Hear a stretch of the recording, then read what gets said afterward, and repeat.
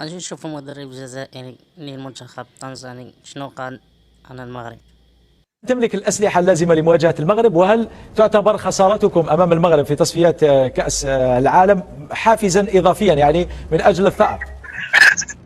لا والله انا في رايي الخاص انهزمت بالنتيجه، ولكن تعرف قوه الاتحاديه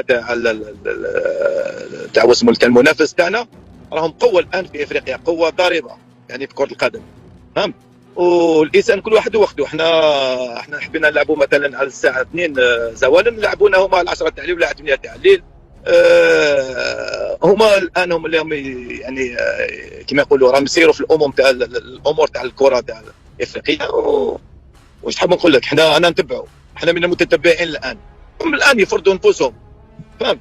هذه هي الامر، ما عندك ودير. الحاكم ايضا يفرضوا هما، يختاروا هما. لهذا راح تلعب يعني ضد منتخب كبير، وتلعب ضد امور اخرى الخفيه، فهمت لي. غادي نشوفو هنا شنو قال في مباراة كأس العالم من خسر ضد المغرب.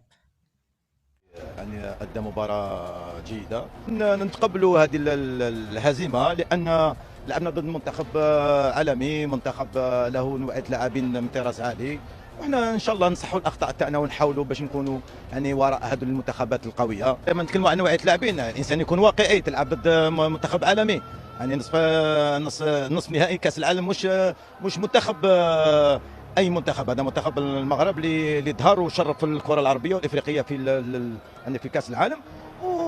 يعني الانسان ما يبداش يقعد يدور بين اللاعبين الكبار باينين والمنتخب الكبير باين، وحنا نورا باش نشتغلوا باش ان شاء الله في المستقبل يولوا من يعني تحت هذا المنتخب دائما بالفرح والسرور.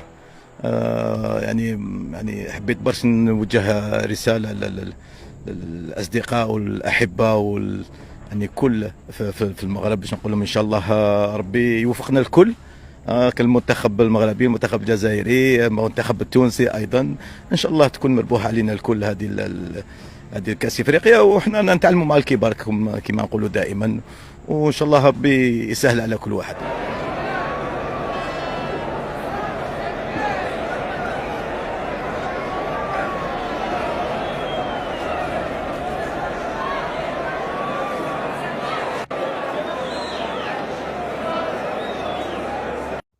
وإلا وصلتي انا هنايا متخليلي شي تعليق ديالك على هذا الفيديو وشي لايك وشي ابوني باش يوصلك جديد. السلام عليكم.